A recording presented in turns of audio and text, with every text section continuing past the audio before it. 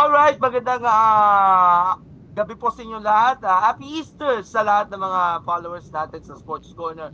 Welcome sa ating programang ito na interview portion ni Gab Ferreras na yung Easter Monday. At ngayong po araw, makakasama po natin ang mga father and sons karatekas mula sa Philippine Karate League. Tamang-tama, ikakagaling lang tayo sa malagang aktibidad kahapon kay KSK Open. Pero ngayon, balik tayo sa karate, which is, of course, one of our interesting discussions na pag-uusapan natin. And to talk more about yung kanilang journey sa pagiging magtatay na nagkakarate, unahin natin sina Sensei Melo at Sensei Pio mula po sa PKL Lopez Quezon. So, Sensei Melo, magandang hapon and welcome to Sports Court. Magandang hapon po Sir Gab at Sian Dennis, ganun din po sa aking mga kasamahang Sensei Resty. Magandang hapon po sa ating lahat. At dumating na rin sa ating Zoom session si Sensei Westy Pilarca. Magandang hapon, salamat sa inyong oras. Good afternoon po, Sir Gab. Good afternoon and Sensei Melo. Okay, and balikan natin. Okay, para sa kaalaman ng lahat, saan po kayo club na nanggaling ito si Sensei Westy? Saan club po kayo, Sensei Westy? Ako ay sa galing ang style ko is Goju Ryu, International Karate Goju under the influence of si Alvin Tan, member of the International Milipan Goju Ryu Karate Do Associations by Amitatsu Miyagi of Okinawa. And meron akong dojo from University of Caloocan City. So ako yung head coach ng South Campus ng varsity ng Caloocan. At kasama din natin yung anak ninyo na si Lawrence John Pilarca. Dito na po siya sa Zoom. Magandang hapon. Welcome to Sports Corner. Good afternoon po.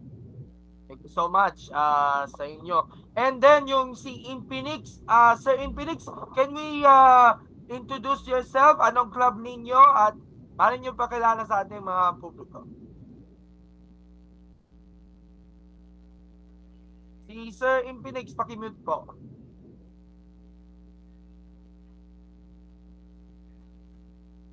Hi, sir. Nawala, sister. Okay. Sir, paki-unmute lang po. Pakilala po kayo.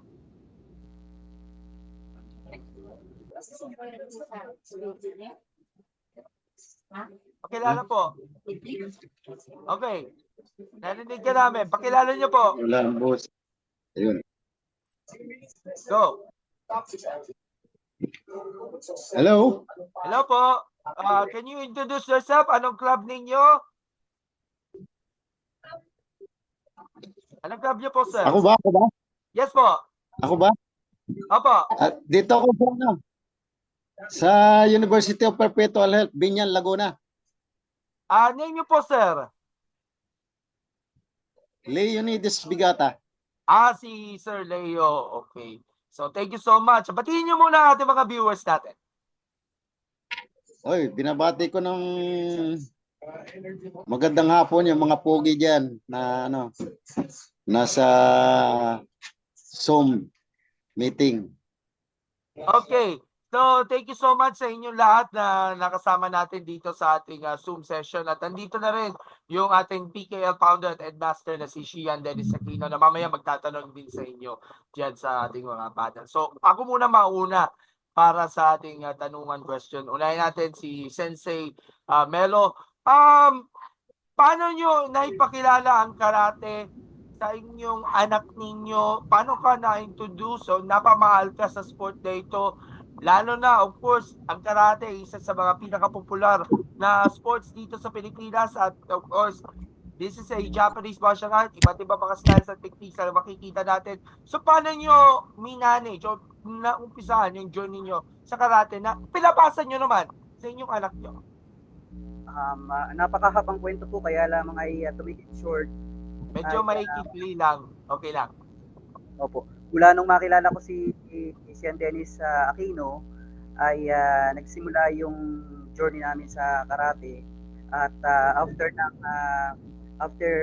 a year after ng examination, black belt examination sa KIA, ay nag-start akong i-put up ang karate. Inuna ko sa DepEd Quezon, sa DepEd Lopez National Comprehensive High School, at nang ito nga ay dahan-dahan ng lumalago at yun ang mga aking anak ay lumalaki na din. So sinimulan ko na siya ay isali habang kami nagti-training ay madalas during our training. May headphone ba dyan? Okay, go ahead. Tuloy mo. At ngayon nga ay kami ay patuloy na nagpapalakas at nagpapalago ng Lopez Tigers Karate Do. Katulong siyempre ang aking mga mahuhusay na senior instructors, mga sensei, sa pangunguna ng aming headmaster na si Sian Dennis Aquino, na walang pagod na gumagampan sa kanyang tungkulin bilang ama ng Philippine Karate Do League. Okay. Nabanggit ninyo na meron kayong anak na deaf and mute sa ngayon.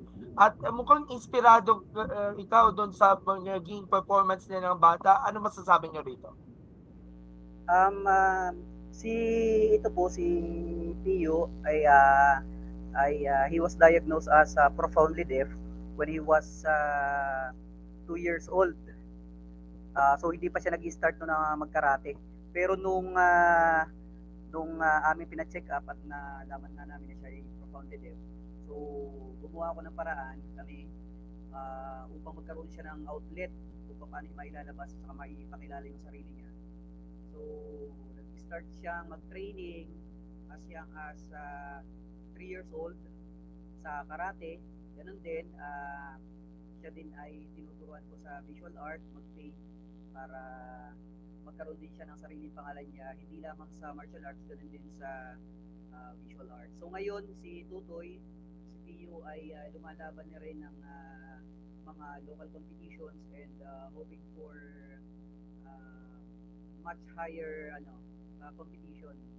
So yun po ang piniprepare namin sa tulong ng aking mga head instructors, sa ating mga senseis. Ngayon naman siya ngayon ay grade 8 na. So patuloy pa rin siya na nagpapalakas. At sa awa naman ng Diyos ay kami naman ay nagkakaunawan, bagamat hindi pa ako ganun kahusay sa sign language, kami mag-asawa.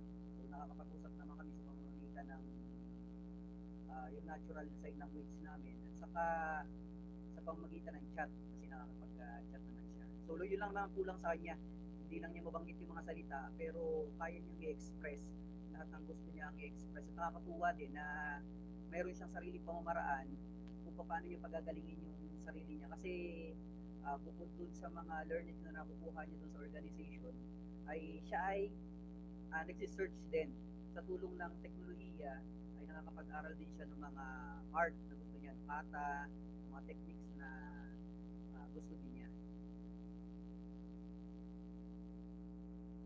Okay. So, thank you so much, Sensei Melo. Now, kay Sensei Resty naman, paano ka nag-umpisa ang journey niyo sa karate? Paano ka na-inspire na yung anak ninyo ay sumunod sa inyong yapak talaga sa pagiging karatista na rin?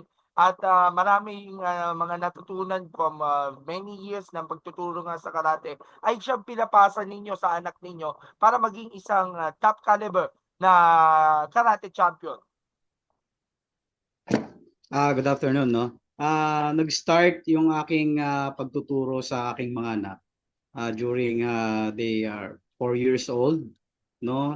Since 4 years old sila, na tinitrain ko na sila kahit na through practice lang, laro-laro lang, pero ini-encourage ko sila na ma-develop na yung kanilang karate. Kasi it happened na gusto ko na maprotektahan sila against bullying. So kasi nga yung tatay nila maliit, tapos sila maliit lang din. No? So, ayun, no? Kaya inano ko na sila. Ni-ready ko na yung kanilang katawan. Unlike other na mga bata, no, malalambot yung katawan, weak sila sa pain, no, yung aking mga anak. So, ni-ready ko na talaga sila. And now they are continuous joining. Talagang binibigyan ko sila ng pagkakataon, ng chance na ma-develop, ma-improve yung kanilang personality. And ini-involve ko sila sa mga events, no? So now, I'm very happy and proud na makita sila, no, na makasama sila during ng mga events, no, na ngayon hindi lang sila tinatawag na nagko-coach, kundi kasama na rin sila sa organizations na nag-officiate, no? So yun yung aking way sa kanila. Step by step yon, step by step kung ginagawa sa kanila yon. Actually yung isa kong yung youngest ko not available ngayon, no? So parehas sila, both sila parehas na talagang ini-involve ko sa martial arts, especially sa organizations ng PKL. Okay, Thank di you. pa naman tayo kay LJ. LJ, nung time na nag-umpisa ka sa karate, tumatak ba sa isipan ninyo yung mga payo at mga advice na nakukuha ng inyong ama para mas lalo ka pa ma-improve at mas lalo pang maganaan ng sarili niyo para makapagpatuloy nga sa preparasyon at training sa mga international competitions? At higit sa lahat, nabuka nga ang inyong mga pagsisikap. Nung unang mga taon ng pagte-training ko is hindi ko pa masyadong alam or hindi pa malalim yung pagkakaalam ko sa karate. Pero tumatanim yung mga sinasabi ng tatay ko sa akin na sa mga susunod na panahon is magbubunga din yan. Magbe-benefit ka rin ng marami dyan. At hindi lang ikaw, pati yung iba, matutulungan mo rin sila na makapag-benefit sa tulong ng karate. Okay. Kay Sensei Leo naman. Sensei Leo, narinig niyo ba kami? Paki-unmute na po.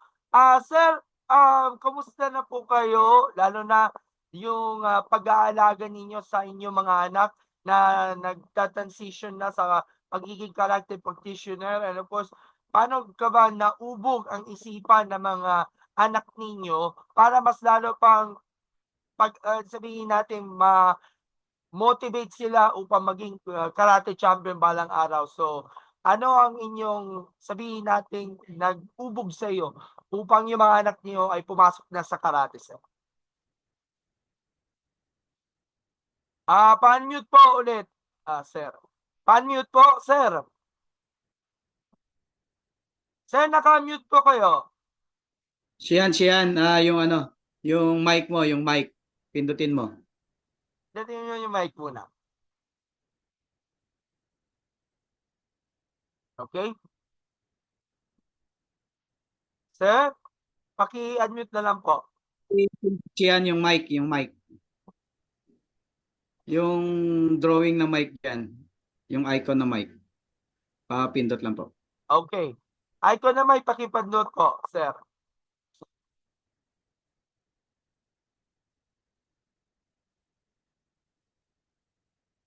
Sir? Okay. So habang inaayos po yan, may tanong dito si Shian D. Shian Dennis Aquino ng PKL para sa inyo. Go ahead. Isang tanong lang po kasi kulang tayo sa oras. Shian D. Shian? So Shian? Wala rin yung connection ni Sir Shian. Pero okay na rin ba yung signal ni Sir Leo? Yan. Okay. Tuloy mo yung ating sagot sa tanong ko. Hello. Yes Okay po. na? Okay na. Okay. Yung sagot niyo po sa tanong kanina. Okay. Good afternoon again. Ako, nag-start ako ng martial arts is 1980s pa. So, maliliit. Wala pa akong anak nung ako mag-start. So, binata pa rin. Then, nung magkaanak na ako, lumaki na nag-start kasi yung una kong boys is siguro, 7 years old. So, hanggang sa, noong mga panahon na yon ang nilalaroan is more on traditional pa. Hindi pa katulad ngayon na maraming gagi na ginagamit. So, unti-unting na-develop din yung isa kong anak na si Jerwin. So, naging black belt din siya. And the same times nung nagbinata na hanggang sa naglalaro na siya ng national at nag-gold din naman sa national. Itong bandang huli na medyo nagkaasawa na siya, medyo madalang na rin pero nakakatulong ko naman siya sa mga activities like pagtuturo. Ganon din yung dalawa kong anak na lalaki na sinpay na rin. At yun na nakakatulong ko sa pag may mga event or tournament, yun ang nagiging katulong ko ngayon. At mayroon akong maliit na gym dito sa Binyan. Yun na lang ang aking inaasikaso ngayon para makatulong sa mga kabataan na gustong matuto na wala namang kakayanan na magbayad ba sa mga ibang gym. So sa ngayon tuloy pa rin ang pagtuturo dahil para matulungan yung ibang kabataan lalo na sa ngayon na medyo maraming nambubuli. So dito nga may makakaroon uli ng summer clinic ngayon na ang nag-provide naman ay Yasdon Binyan City Hall. Ayun.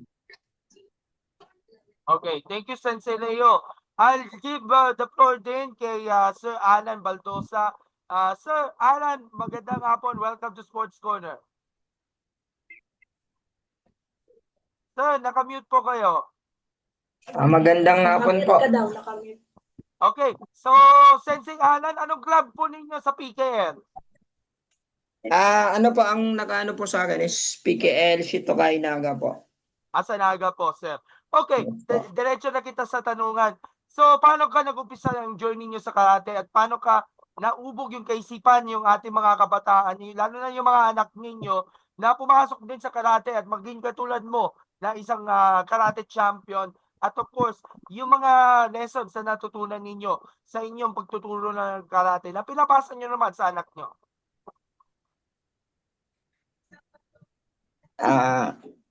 Nag-umpisa po ako sa karate noong college days po. Dahil uso dito yung mga bullying at saka yung mga tropa-tropa at may trouble-trouble. Kaya na-encourage po ako na mag-aral ng karate para lang naman may self-defense. And then po habang tumatagal, doon sa sinamahan namin na Bastegan Clan po, ay tinuturuan po kami na magturo na din doon sa mga baguhan. Ayun po, yun ang nakikita ng anak ko, kaya yun na din ang naging na-inspire din yung anak ko na mag-aral na din. Nagpo-force siya din sana maging magaling po. At of course, yung mga anak ninyo, are they into karate rin? Yes po. Yung dalawa lang po. Yung panganay po hindi na gusto. Pero yung dalawa po, yung bunso tsaka yung pangalawa, lalo na po yung pangalawa. Siya po yung magaling ngayon kaysa sa akin. Parang tinuloy niya yung legacy na minana ninyo, Sir Alan, yes. No? Yes po. Okay. Hindi naman po kami masyado nakikilala dati, pero nung nag-join po kami sa PKL, tsaka lang po kami natuto ng mga competition technique, tsaka nakaka-join na kami sa mga tournament ngayon po. Mula naman sumali kami sa PKL. Okay, thank you, Sir Alan. Ngayon naman si Shian D. Shian, gusto ko sana magtanong sa inyo ng diretso sa inyo dahil meron kayong mga anak. Sabihin natin yung daughters, the Aquino daughters na namamayagpag nga sa mga competitions nito. Na-inspire ka ba doon sa mga tagumpay ng inyong mga anak, lalo na sa sabihin natin pag transition o pag stepping up ng legacy ninyo pagdating nga sa karate and of course sa PKL na rin na Shian? Alam mo, Sir Gab, thank you very much sa pagbibigay ng opportunity sa mga father and son karate ng PKL. Ayun, although wala akong son, but I have 3 daughters. Ayun, Okay, very pwede inspired. pa rin yun, Yeah. syempre. Very inspiring naman yung kwento ng bawat natin, yung father and son. Kasi bawat father and son namin in the PKL, may kanya-kanya silang istorya na very inspiring. Oh, nakita ko pag yung nakakameron kami alam mo sa PKL, pag nakita ko yung nagkakameron sila mga accomplishment, labis ako natutuwa ron. The more na accomplishment na nagagawa yung mga parents o yung mga anak namin, hindi mo masabi kung ano yung kaligayahan na nakita sa kanila. Kasi naman yung karate is not about fighting eh. Karate is more on development of nung kanya-kanyang mga anak, na sabi nga to give them a better future, not only in martial arts but for their personal growth. Yun kasi yung ultimate goal talaga ng martial arts, hindi yung techniques or you're getting a lot of medals. It's more on yung karate as life. Yung karate without life is nothing, parang gano'n, walang buhay. So karate is all about that, developing their self. So yung mga parents namin yan, yung mga father and son, there are some of the pillars of PKL. May mga istorya bawat isa. Although strong sila while inside the dojo, but in person napaka soft. mga yan, yung mga parent namin yan. They are starting as young, yun yan, mga binata pa hanggang sa nagkaanak. Ngayon sila na yung mga anak na, sila nagpapatuloy yung mga legacy ng aming nasimulan. Okay, thank you so much, Stitchy. Andy, later magbibigay ka ng closing remarks na sa ating interview. So, ito ang isa pang tanong. Nakatulong ba malaki ang karate sa growth and development ninyo? Hindi lamang sa mga students ninyo, kundi sa mga anak nyo rin na, of course, they entered nga into karate. Unahin natin si Sensei Leslie. Come again. Nakatulong ba malaki itong pagtuturo ninyo, hindi lamang sa mga bata kundi sa anak ninyo, upang maubog pa ang kanilang growth and development pagdating sa karate?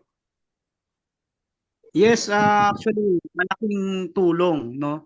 Malaking tulong sa bawat isa sa amin, no? Especially sa aming mga anak. Kasi unang-una, nailalayo natin sila sa mga sa mga masasamang bisyo no? At saka natuturuan natin sila para mapahalagahan, kumbaga, yung mga paghihirap ng magulang, no? Paghihirap ng magulang. So naiintindihan nila kung paano yung paghihirap ng magulang nila, binibigyan nila ng value na kung saan sa kanilang pag-aaral nagiging mabuti silang anak dahil sinusuklian nila yon ng maayos na pag-aaral.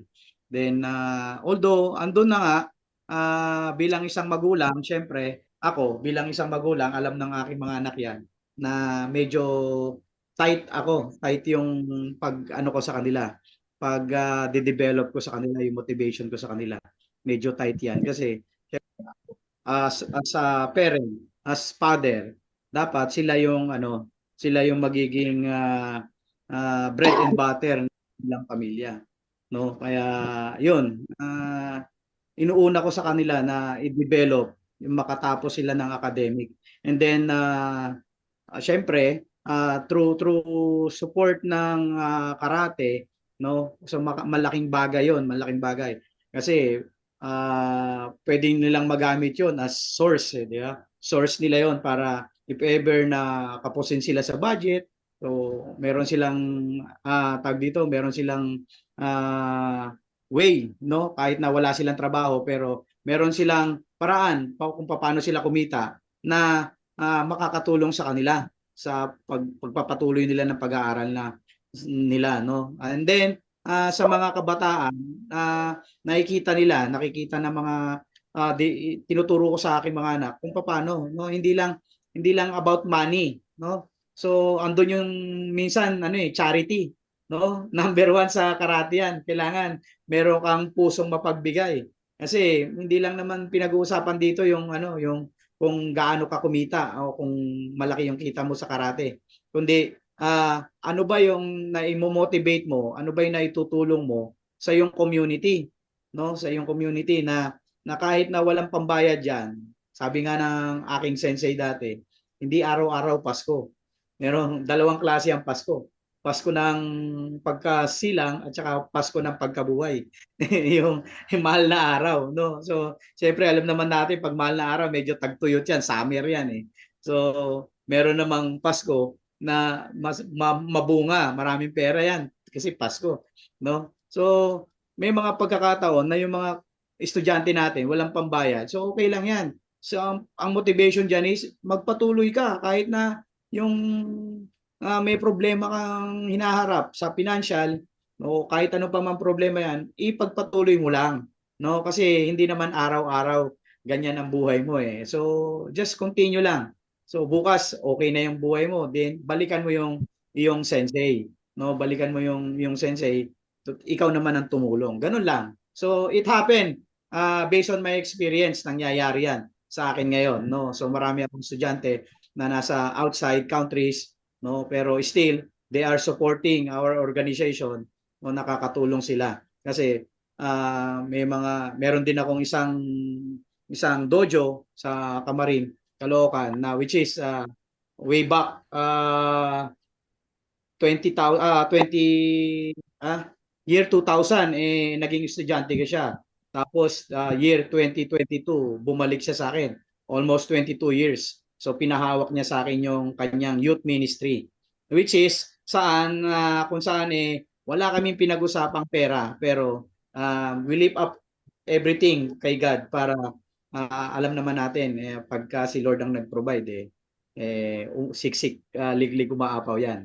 At kung yung pagsiserve mo, yung desire ng puso mo is talagang makatulong sa kapwa mo, lalo sa mga kabataan, bahala na si Lord doon. No, yun lang ang natin. Yun lang ang ating motivation sa ating mga anak, sa ating mga estudyante na wag mag-focus sa pera, kundi doon sa trabaho. Doon magtrabaho tayo. Yun lang. Sir Alan, medyo mabilis lang kasi kulang na tayo sa oras. Sir Alan, po. nakatulong na malaki itong pag-ubog sa inyong mga anak para sa growth and development ng karate. Opo naman, malaking tulong kasi po, unang-una naiiwas talaga sa bisyo yung mga anak ko. Dahil nakikita naman nila sa akin, hindi na ninigarilyo, hindi din nagiinom. And then yung pag-uugali din po talaga malaking bagay. Yung naitutulong ng karate po. Yung Okay. disiplina. Yan, disiplina. Okay, Sir Leo, Hello? nakatulong ba na malaki ang growth and development ng mga anak ninyo sa pagpasok nila sa karate?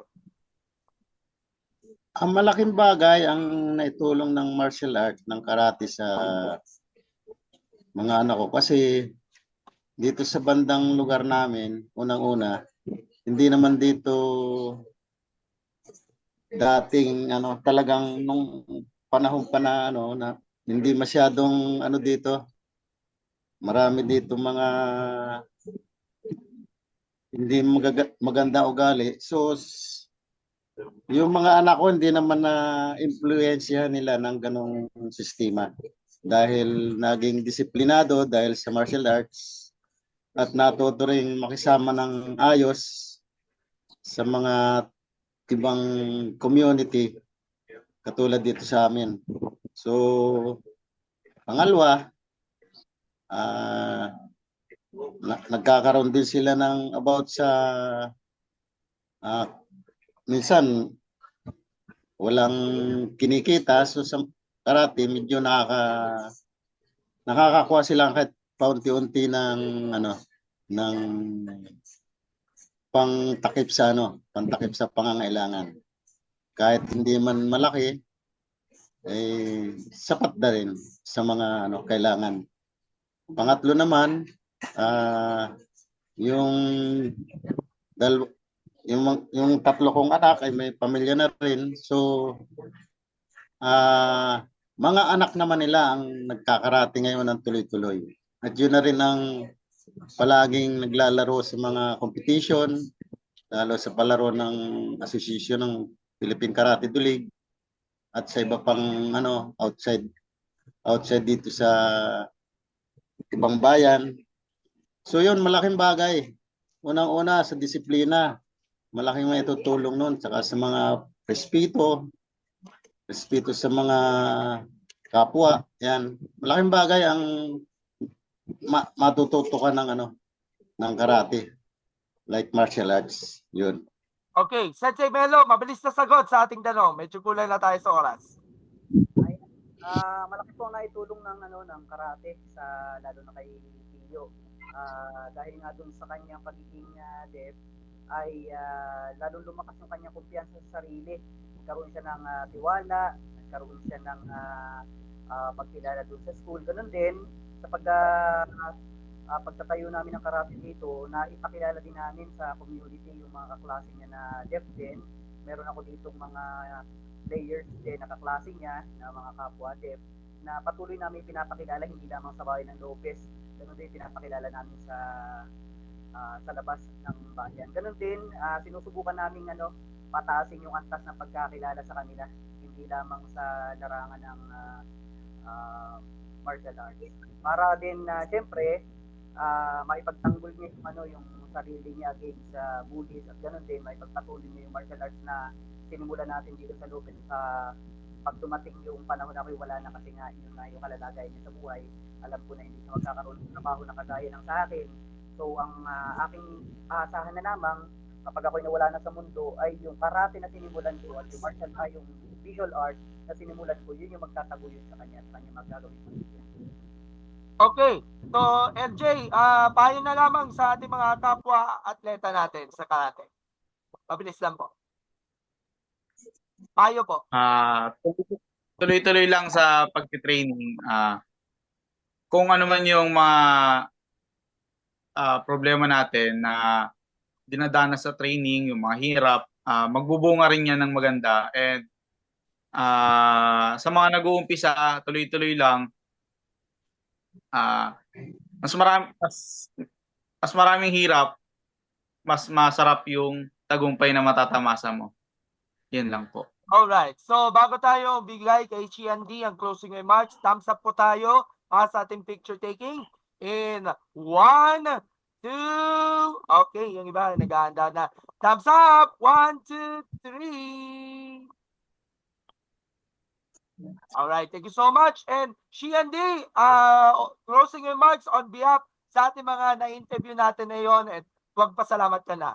Ayun, I would like to take this opportunity, Sir Gab. Thank you for the opportunity at binigyan mo ng pagkakataon yung mga partners na namin na ma-interview sa inyong platform.